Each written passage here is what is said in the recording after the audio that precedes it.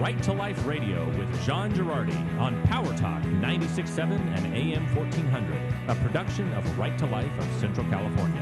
And now, here's your host, John Girardi. Orale! Beto O'Rourke! Wow. Beto O'Rourke has launched into the 2020 presidential race. And boy, does he have some crazy ideas about abortion. Welcome to Right to Life Radio. John Girardi here on Power Talk 96.7 and AM 1400. Jonathan Keller with me. With a computer that's making noise. Ding. That's all right. That's right. Welcome to Right to Life Radio, a production, as always, of Right to Life of Central California. RTLCC.org is the place to be. Get in touch with us if you want to help out with 40 Days for Life. We've got the building next to Planned Parenthood. It's got snacks. It's got a bathroom. What more could you possibly want? Give us a call, 559-229-2229.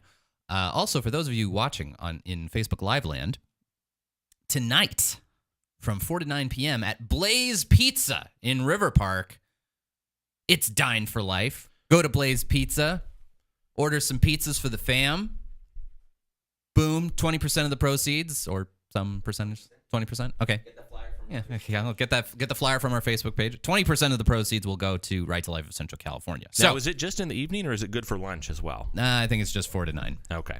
So you have to go in the evening. Okay. So anyway, Blaze Pizza, all of you all, Right to Life, be there or be square. All right.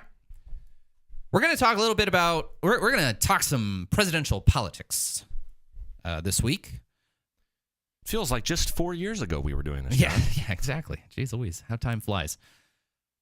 I never understand it when people say, boy, it just feels like time has really flown. Like, I can't believe it's already the middle of March, or I can't believe, no, I feel like time moves at about the same rate. Okay, so about 1 day per day.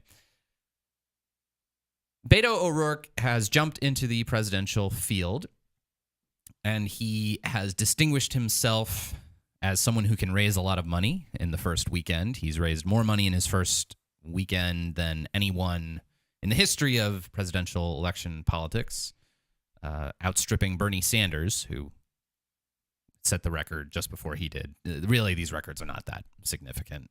Inflation, whatever. Yeah. More and more people are entering presidential election cycles earlier and earlier and having to raise more and more money. It's also, John, a little bit, and not to say that it's not impressive, but it's also a little bit like those reports that you see every Black Friday. This was the biggest Black Friday ever. More people shopped online this year than ever before. Oh, yeah. Yes, that's because the population grows. and more people are online. Yeah. More and more people. Blah, blah. So it's not that significant. But Beto O'Rourke is emerging as a fairly significant presidential candidate.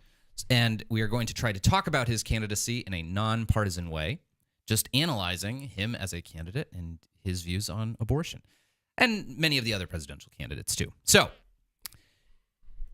Beto O'Rourke was asked recently what he thinks about abortion throughout even the third trimester, and decided to go with the most extreme position possible while trying to frame it as if it's moderate, that, that's just something that should be between a woman and her doctor. So, we now are at a point where every single Democrat presidential candidate who has been asked about it, and I think actually just every single Democratic presidential candidate, period, has endorsed abortion through the third trimester. Yep. And this is the frustrating, as our friend Alexandra DeSanctis, who's a writer for National Review and a fellow Domer, tweeted out, this is such a frustrating thing. Like, there's not even one Democrat presidential candidate. Like, this is not a partisan show. We are a 501c3. We don't endorse candidates. What we care about is the issue of abortion and other issues regarding innocent human life. I feel like there would be space in the Democratic field for someone who is a pro-life Democrat. I feel like that person would get votes. I think polling data of Democrats indicates that their actual voters are not as pro-choice as the party in general. There are about a fourth of Democrats identify as pro-life. Huge numbers of Democrats don't support abortion through the third trimester. I think it's like 75% of Democrats actually oppose abortion in the third trimester, or would limit it just to the first trimester even. And yet every single Democratic presidential candidate has endorsed not just legalized abortion, but legalized abortion through the third trimester. Like, it would be so refreshing if there was a Democrat who would even just be willing to say, I oppose abortions after viability, or I oppose abortion after the first trimester. That's not a particularly pro-life position. I wouldn't be thrilled by it, but it's amazing to me. I guess it's not that amazing. I mean, you in the Democratic primary, in any primary, you're trying to appeal to your base, and so you go hard extreme, and then when you get to the general election, you moderate up. But they're committing themselves to these really hard positions very early on, and it's just even Beto O'Rourke, who seems as milquetoast a candidate as the Democrats have. I mean, look, Beto doesn't seem to have much of a political philosophy at all. In fact, explicitly declined to sort of define himself as far as ideology when asked about it, and seems to be on his presidential campaign seems to be a quest to find himself, kind of like when he was in a rock band, touring around the country, playing, I'm sure, terrible punk rock music. He just seems to be this vague generality. He has the most milquetoast positions on everything. I mean, like, say what you will about Bernie Sanders, at least the guy's interesting. Beto is the most blah, generic Democrat I've ever seen, and it's indicated from his career in Congress, where he never really, I don't think anyone noticed him when he was served in Congress for 3 terms in the House of Representatives. He only started to receive any notice when he ran against Ted Cruz in the Senate and lost his election to Ted Cruz, and seems to be trying to run for president on the strength of almost beating the most disliked politician in America, Ted Cruz. It's kind of like the definition of failing upward. Yeah. So, I mean, his whole, like, again, I'm neither endorsing nor opposing Beto O'Rourke. I'm just trying to give political analysis. My analysis is that he's like Barack Obama without all that experience. So the big knock against Barack Obama when he ran for president was, this guy's a first-term senator. What business does he have running for president? Barack Obama at least graduated from Harvard Law School and was a pretty high-powered lawyer, like taught at University of Chicago, like as an adjunct, but like they don't let anybody teach at University of Chicago, even in an adjunct format. Like, he was a very smart man. Now, we forcefully disagreed with his viewpoints on abortion, obviously, but Barack Obama had some clout to him, had been a state legislator before, had won his election to the U.S. Senate. Not lost, he won. Not dumb, I'm smart, and I want respect, in the words of Fredo Corleone. Beto O'Rourke, on the other hand, he served 3 terms in the House, and that's it. Now we're moving on up to the big leagues on the. And this is the other. I mean, I hope you have the Jeffersons. It's one of your songs for this time period. I have it from a prior show. Maybe we'll just do that. I don't know. Well, actually, today in honor of Beto O'Rourke, it's going to be all Jose Feliciano music in honor of his Latino heritage, which he doesn't have. But anyway, Beto, on the other hand, rather than having any accomplishments, he graduated from Columbia. And by the way, he was captain of the rowing team on Columbia, which of course he was. Democrats just love a handsome white guy. I tell you, like they see a handsome white guy that they can put into that John Kennedy sort of role. Like stick a handsome white guy on a yacht, and you'll get about 30% of Democrats to vote for him. He's got the Kennedy penchant for driving while intoxicated. So. Hey, he's got that.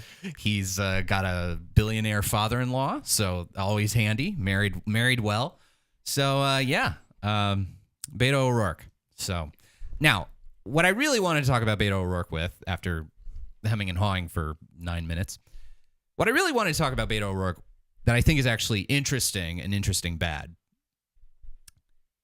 Beto has put forward some positions on how he would like the Supreme Court to be reformed.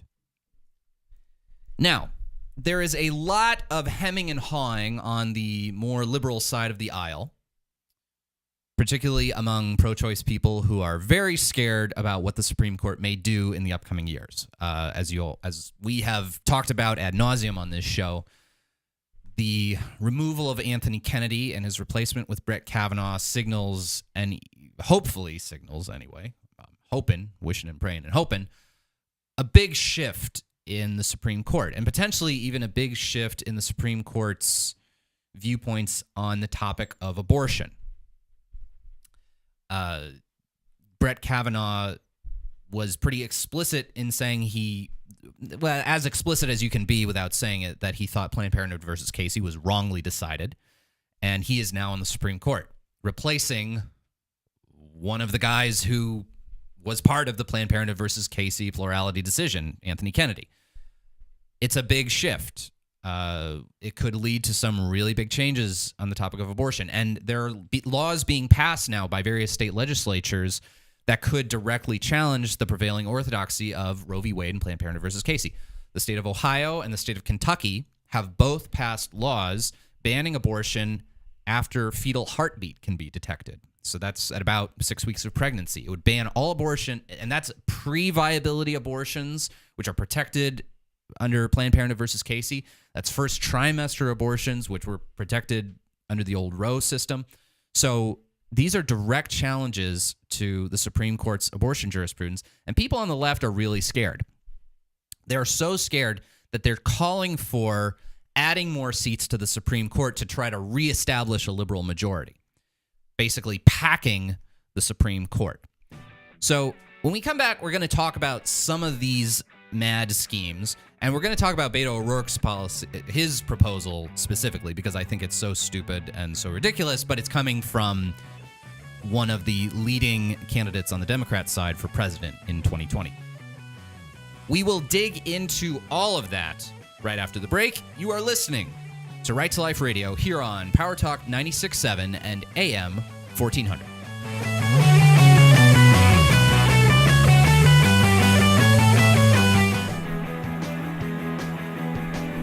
Right to Life Radio being played in today by Mr. Jose Feliciano. One of my absolute favorites. This is Sabor a mí.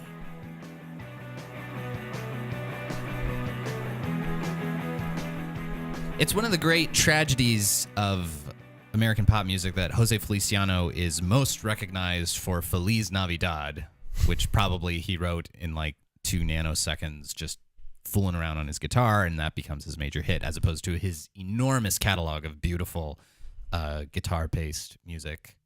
One of the best blind guitarists ever, Jose Feliciano. He's pretty amazing. Wait, hold on. Back You didn't up. know he was blind? I had no idea. He is, he was blind, but he was not just good at guitar. He was unbelievable. I saw him. There's a YouTube video of him playing, I think, Flight of the Bumblebee, which is that violin piece where you go, and he's doing that with just finger picking on guitar. He's completely unbelievable. So anyway, Jose Feliciano, in honor of Beto O'Rourke and his deep Latino heritage, almost as deep as Elizabeth Warren, slightly less deep than even Elizabeth Warren's Native American heritage. It is surprising that he is getting more of a pass than Elizabeth Warren is. But Yeah, I guess that's his white male privilege. Yeah, John. there you go. So this is a funny. So Beto O'Rourke, who is running for president, his actual name is Robert Francis O'Rourke.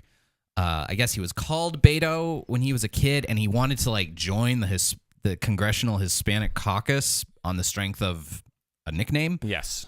From a July 24th, 2013 story in the Texas Tribune, El Paso lawmaker can't join Hispanic caucus. Well, yeah, he's not Hispanic. Despite representing a district whose constituents are overwhelmingly Hispanic, U.S. Representative Robert Beto O'Rourke from El Paso is ineligible for membership. Oh, there you go. Well, some say that should change. Yeah, sure. Okay. Yeah. Anyway, so what I really wanted to talk about, rather than Beto O'Rourke's possession of Latino heritage or not, is his viewpoints on the Supreme Court. So as we were talking about, the shift on the Supreme Court from Anthony Kennedy to Brett Kavanaugh can have humongous implications for a lot of things, but the thing that most people on both the left and the right care about is the question of abortion.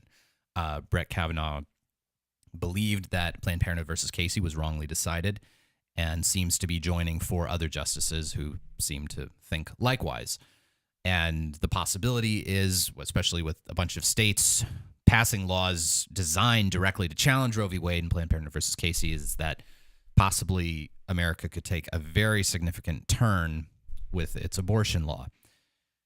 Now, on the extreme left, it's been very trendy, and now I guess more and more in the mainstream left, it's been very trendy to try to come up with ways to pack the Supreme Court.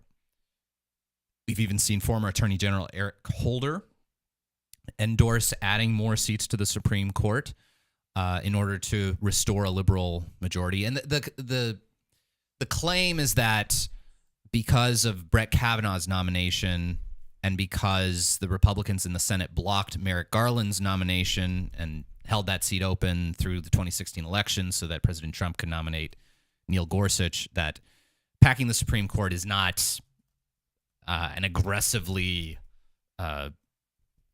partisan and tyrannical act. Actually, it's just restoring order because you did it first. That's the claim. Ignoring that both Brett Kavanaugh and Neil Gorsuch were confirmed through perfectly constitutional means. Now, Beto O'Rourke gave a proposal for what he would do with the Supreme Court that is either incredibly naive or stupid. And it includes some things that I want to push back against. So here is his idea. Beto O'Rourke dislikes the, quote, partisanship that surrounds the Supreme Court, which, look, if you dislike the partisanship, then maybe you should have objected throughout the 20th century and into the 21st century, where liberal majorities on the Supreme Court issued huge, wide-reaching cultural public policy changes that were not at all based in the Constitution and claimed that they were based in the Constitution. So if your problem is that the Supreme Court's too political, frankly, the cultural left, including the pro-choice left, has only itself to blame. Anyway, because Beto O'Rourke wants to get on this high horse as if he's above the partisan fray, he has issued this proposal for how the Supreme Court should be made up. It should have 15 members rather than its current 9. And we should note, the Constitution does not say how many justices should be on the Supreme Court. Congress can decide how many justices they want to put on the Supreme Court. They just need a simple vote and the president to approve it. So Beto's proposal is that the Republicans should pick 5 justices for the Supreme Court, that the Democrats should pick 5 justices for the Supreme Court, and that those 10 justices should pick the remaining 5 seats. Well, John, the political parties, Republican and Democrat, those appear in the Constitution, right? Well, that is incorrect. So basically, Beto O'Rourke's proposal is nothing but grandstanding in a certain light. But John, we've always had the Republican and Democrat parties as they currently exist in today's form, right? No, did not have the Republican Party before, like Abraham Lincoln. We had the Whigs. We had the Democratic Republican Party at the founding of the country. That was Thomas Jefferson versus John Adams there. The Federalist Party, yeah. But no, we did not always have the Republican and Democratic parties. They are not enduring foundational pieces of the American constitutional framework, nor is having only 2 major parties an enduring thing. We could someday find us at a point where we have 3. You never know. So it's weird from that perspective. It would actually require... Hold on. Okay. But explicitly, justices, when they're appointed, I mean, they put on a red jersey or a blue jersey. They're Republican or Democrat justices, No, that's right? also not true. As David Souter and Anthony Kennedy and Sandra Day O'Connor and John Paul Stevens and a number of justices have demonstrated, just because you were appointed by a Republican or confirmed by a Republican Senate does not mean that you're going to vote, that your judicial rulings will always be consistent with Republican policy. Even Neil Gorsuch and Antonin Scalia had a number of decisions that sort of departed from normal GOP orthodoxy on certain things. Now, Beto O'Rourke's plan, while being, I think, a lot of grandstanding to show, I'm above the partisan fray, and I think the justices themselves should pick people, and we should have equal, and it should just be above partisanship, blah, blah, blah. So he's trying to act like he's above the fray. Now, his proposal is totally unworkable. Like, you would need to actually amend the Constitution, because having the Republicans pick and the Democrats pick, it doesn't. The Constitution provides for appointing Supreme Court justices by the president nominates and the Senate confirms. That's it. Like, so to have the Republicans pick 5 and the Democrats pick 5 That doesn't work. And then have the Supreme Court justices themselves pick 5. That doesn't work. Like, you would need to amend the Constitution to do that. But the more important point I want to make is this. Whether he's just doing this to appear above the fray and hasn't actually thought deeply about it is very much a possibility for Beto O'Rourke. But there's this attitude that's commonly expressed, usually I think by people on the pro-choice side of the aisle, on the sort of the political left of today, that there's some moderate middle ground in between the, quote, partisanship on the Supreme Court. And that if only we could get to that, our debates over what the Supreme Court does would be resolved, and we wouldn't have so much contention over what the Supreme Court says. The problem is partisanship, that the Republicans are just so aggressive in their partisanship. Generally, they don't seem to criticize the partisanship of the left. Generally, they don't seem to point out that Ruth Bader Ginsburg is every bit as much a partisan as, say, Clarence Thomas or Antonin Scalia are/were. I want to push back on this and say, no, I don't think there is some moderate middle ground that everyone's going to be happy with and that the country would be better off. No. Does the Constitution protect an individual's right to have an abortion or not? This is a question that has a yes or no answer.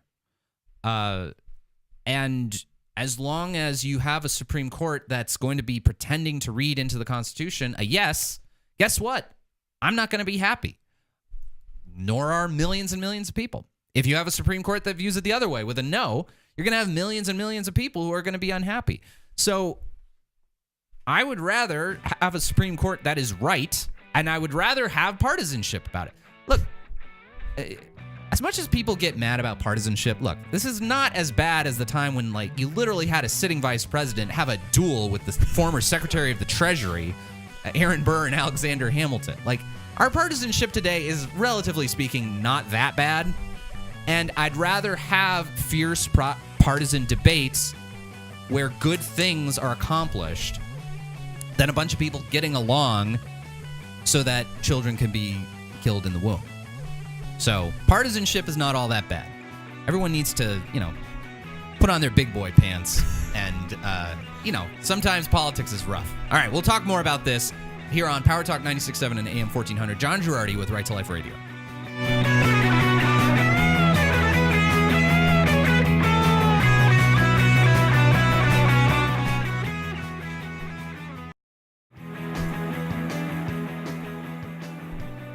Jose Feliciano playing us in today.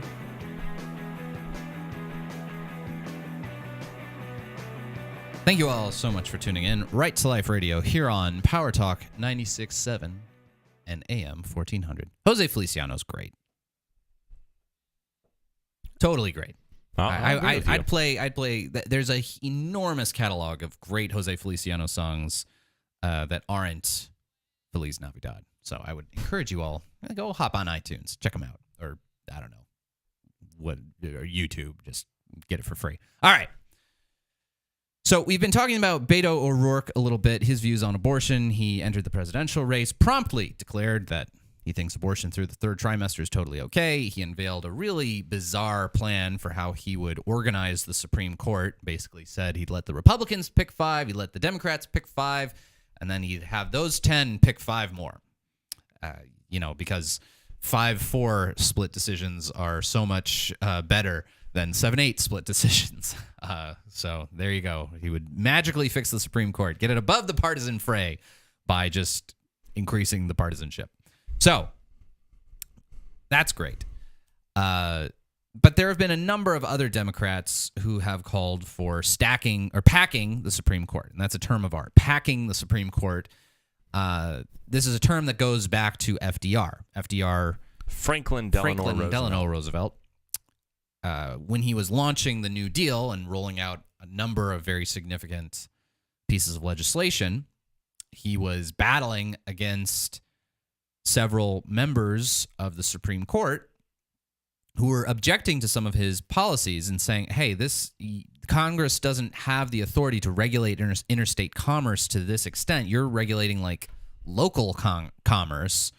The federal government doesn't have the ability to do that through these federal agencies that you're establishing. And they were blocking a lot of his a lot of aspects of the New Deal. So FDR, in the great tradition of historically great Democrat presidents who somehow historically get overlooked for all the non-great things they did, kind of like how John Kennedy is a great president for getting us out of the Cuban Missile Crisis when he also got us into the Cuban Missile Crisis. FDR, his solution to this was basically to say to the Supreme Court, hey, I'm going to pack the Supreme Court. I'm going to pass legislation to add more seats to the Supreme Court and stack it with my people so that the Supreme Court will just go along with everything that I want them to. Yep. And by threatening to do that, the Supreme Court was like, okay, these decisions that are going against you 5-4, now they're going for you 5-4. Which they infamously called the switch in time that saved 9. Exactly. And that resulted... A little bit of sewing humor for all of you. There you go. And that resulted in a big shift in... really, I think in the history of American... Well, not I think, I know. In the history of American law, that was a humongous shift, particularly for things like the Interstate Commerce Clause. So the Constitution says that Congress has the right to regulate commerce between the various states. It's called interstate commerce. And it used to be that Congress would only genuinely regulate commerce between the states. A bunch of Supreme Court decisions happened in the 30s, which resulted in Congress taking this much broader view of what actually constitutes interstate commerce. Me selling Jonathan, I don't know, a 6-pack of beer at a local convenience store.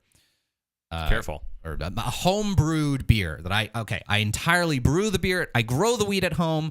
I produce the wheat at home. I brew the beer at home. I sell it to Jonathan. Sounds good to me. Entirely within the state of California.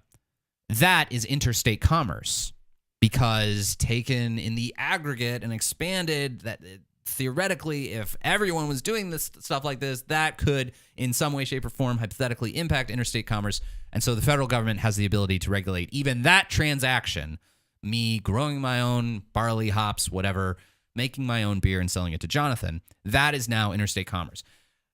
As a result of that, the federal government has this enormous ability to regulate absolutely everything, and led to things like the FDA. It led to all of these different federal regulatory agencies that regulate every aspect of American life. And now, as a result, the federal government is really the chief locus of government authority and regulation in this country. So anyway, that was a humongous tangent, but basically it's just to say that packing the Supreme Court is a really dangerous thing. And up until today, it was just not in common parlance for either political party, when they disagreed with a Supreme Court decision, just to say, well, we're going to pack the Supreme Court just to show, we'll show you, we'll just add more seats to the Supreme Court and then, nominate a bunch more of our people and nanny boo boo. And let me say, John, if Republicans in 2012, for example, seeing the Obamacare decision come down and go the way that it did, where John Roberts flipped and supported,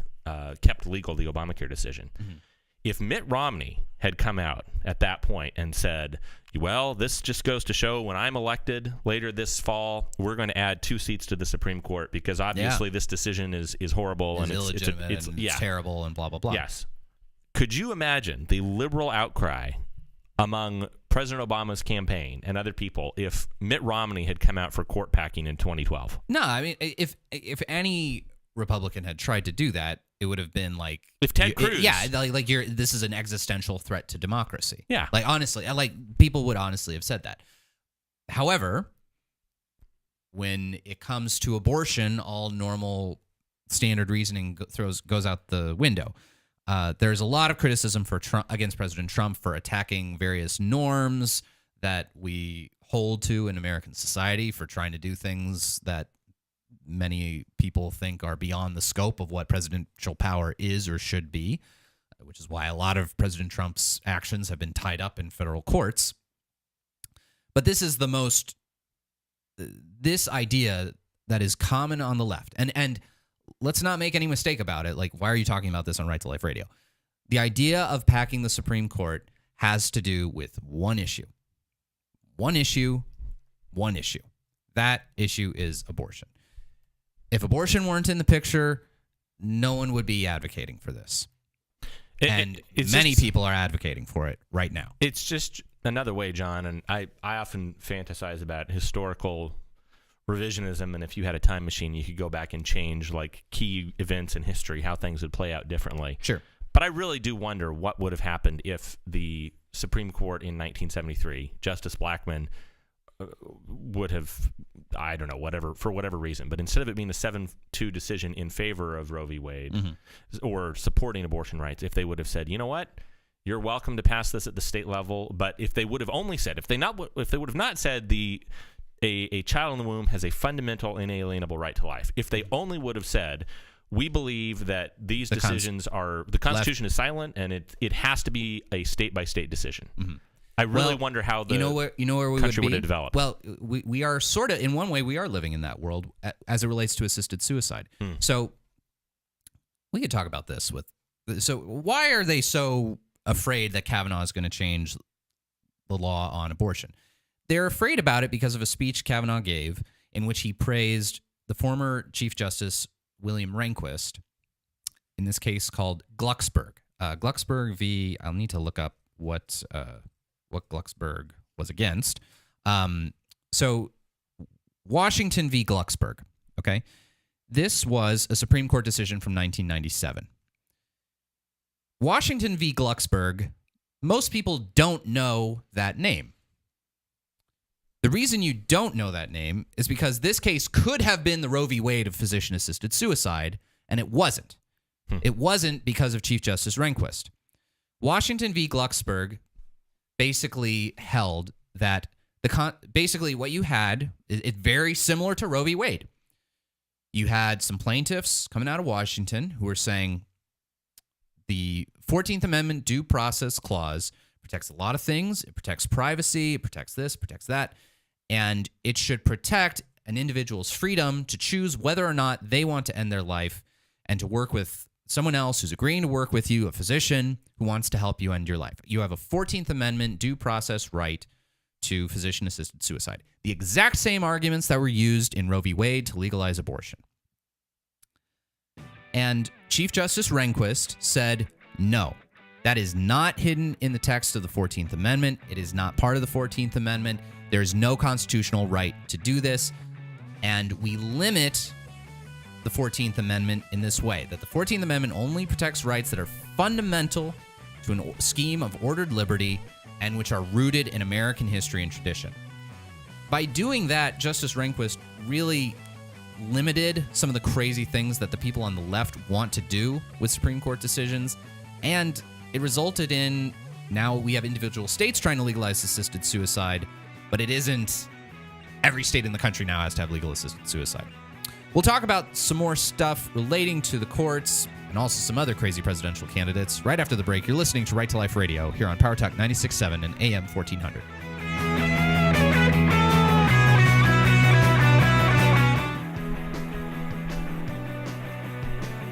This is La Cárcel de Sing Sing. Jose Feliciano this week on Right to Life Radio. Thank you all so much for tuning in. John Girardi coming at you with my buddy Jonathan Keller from California Family Council. Coming at ya. We've got some cool stuff coming up with Right to Life. We're going to be going on Wednesday, April 3rd, up to Sacramento. Details to come, but we're going to go up there to testify against SB 24. This is the campus abortion bill that will require the student health centers at all the CSUs and UCs to provide chemical abortion. Yes, that bill again. This is the bill that was SB 320 for the last 2 years, which Jerry Brown vetoed, and it's been reintroduced this year as SB 24. So we're going to be going up there with a group of other folks, different pro-life folks from around the state, and we might have a nice little caravan of Fresno people coming. Let us know if you want to join us. We might have some seats in my car, but then if you want to take your car too, let us know, and we can work out details about where we're going to meet, and we're working to see if maybe we can have a member of the state legislature sort of host us, and maybe it's actually a really cool day when you do one of these lobby days, because you get to go around to different members of the state legislature's office. You get to drop off your opposition letters. You get to talk to people like staffers. You can then attend the legislative hearing. You can actually testify against it. Sort of a Me Too opposition where you just go up to a microphone and say, my name's so-and-so, and on behalf of whatever entity you represent, I oppose this bill. But that's more than the vast majority of citizens do in any given year. It definitely is. Makes a difference. It's a way to sort of amplify your voice significantly because basically state legislative offices, they look at, they basically say, okay, if one person writes a letter, that means there are 100 people who are ticked off about this issue. So the more letters they get, the more people they think are ticked off, the more people who come, the more that it sort of amplifies your voice a lot more. So please let us know. If you're interested in coming with us, give us a call at 229-2229 throughout the week. All right. We've been talking about the Supreme Court and the proposals that now one of the main Democratic presidential candidates, Beto O'Rourke, has made for packing the Supreme Court, for expanding the sizes of the Supreme Court in order to reverse the new possible 5-4 majority of pro-life / conservative people. Now, the gosh, I said doggone it. I'm trying to eliminate my ums. Killer filler. I know, it's terrible. So the reason why they're so afraid of Brett Kavanaugh is because Brett Kavanaugh expressed very publicly that he agreed with Justice Rehnquist's ruling in the Glucksberg v. Washington case. This was a 1997 decision that's really important. And he thought that Glucksberg's precedent should have been applied to Planned Parenthood versus Casey. Now, for those who didn't listen to the last segment, Glucksberg v. Washington could have been the Roe v. Wade of physician-assisted suicide, and it wasn't. Imagine if Roe v. Wade had been decided correctly. That's basically what Glucksberg was. In Glucksberg, you had people saying there's a right hidden in the 14th Amendment of the Constitution for anyone to get physician-assisted suicide. And the majority on the Supreme Court, led by Chief Justice Rehnquist, said, no, that is not hidden in the Constitution. In fact, the 14th Amendment to the Constitution should only be read to protect rights that are intrinsic to a scheme of ordered liberty and rooted in the history and tradition of the United States of America. So because physician-assisted suicide or a right to access it has no bearing, no roots in the history and tradition of the United States of America, therefore it's not protected under the 14th Amendment. That's a really good precedent. Now, I think the 14th Amendment due process clause, the liberal idea that the 14th Amendment, which says that no one will be deprived of life, liberty, or property without due process of law, many on the left have read that not to protect process. So the first reading of it, no one will be deprived of life, liberty, or property without due process of law. That seems just to protect fair procedures, okay? That you can't be penalized without a fair trial. Many on the left have read that to say, no. In order to have fair processes, in order to have fair trials, certain rights need to exist in the United States, like privacy. And they're reading into this all these vague concepts that result in things like, well, privacy needs to exist in order for there to be due process in America, and abortion is part of privacy. So therefore, there's a legal right to abortion for all 9 months of pregnancy that we're just going to pretend is in the Constitution. What Rehnquist did by saying, no, the 14th Amendment, now some like Antonin Scalia would say, the 14th Amendment doesn't protect any substantive rights at all. This is just protecting processes. Rehnquist, rather than throwing out 50 years worth of decisions based on this idea that there are substantive rights protected by the 14th Amendment, instead decided to create a limiting principle and say, okay, look, if we're going to try to keep reading substantive rights into the 14th Amendment, this is the limiting principle that I'm going to establish, that it has to be rooted in American history and tradition. So by doing that, he stopped physician-assisted suicide from being legal in every single state in the Union, the way that Roe v. Wade made abortion legal in every single state of the Union. It was a really great decision in that respect. Now, Brett Kavanaugh gave a speech in which he talked about the Glucksberg decision and how much he admired it and respected it. I think he had clerked for Justice Kennedy, but he was clerking for Kennedy while Rehnquist was on the court. And he really respects Chief Justice Rehnquist. And Kavanaugh said that he thinks the Glucksberg decision and its precedent is great. And he acknowledged that had Glucksberg's precedent been applied to Planned Parenthood versus Casey, which was Roe v. Wade's successor case, that we would not have legalized abortion still in all 50 states. That the holding of Planned Parenthood versus Casey would have been decided differently if Glucksberg had been applied. So because he said those things, everyone on the left is sure that he's going to overturn Roe v. Wade, or at least they're 90% certain. Which, just to clarify, John, again, and it's sad for you and me, but that would still mean that abortion would be legal almost up to the point of birth In many states. Including California two of the three most and New York. populous states. Right. Yeah. California and New York would still And have legalized Illinois abortion. and, yeah, I mean, Right. it's... But they're so afraid of even that many on the left are now wanting to pack the Supreme Court, to add more seats to the Supreme Court in order to reverse, basically, the results of the 2016 election and restore a liberal majority to the Supreme Court. I think that is a major pro-life issue, a major issue that pro-lifers need to focus on in this election. Look at these candidates and ask yourself, look at these candidates and look at their plans. What do they have to say about this? I think trying to expand the number of seats on the Supreme Court is really dangerous. I think it establishes this weird precedent that whoever's the minority party or whoever loses elections can upset the whole notion of things just by adding more seats to the Supreme Court. Now, granted, would I be willing to do that to make abortion illegal? Yeah, probably. But I think there are people who will try to do something that disruptive to our constitutional republic just to keep abortion legal. Well, that's going to be it for us this week. We'll have Frank Sinatra play us out with Summer Wind. Thank you all so much for listening. This has been Right to Life Radio on Power Talk 96.7 and AM 1400.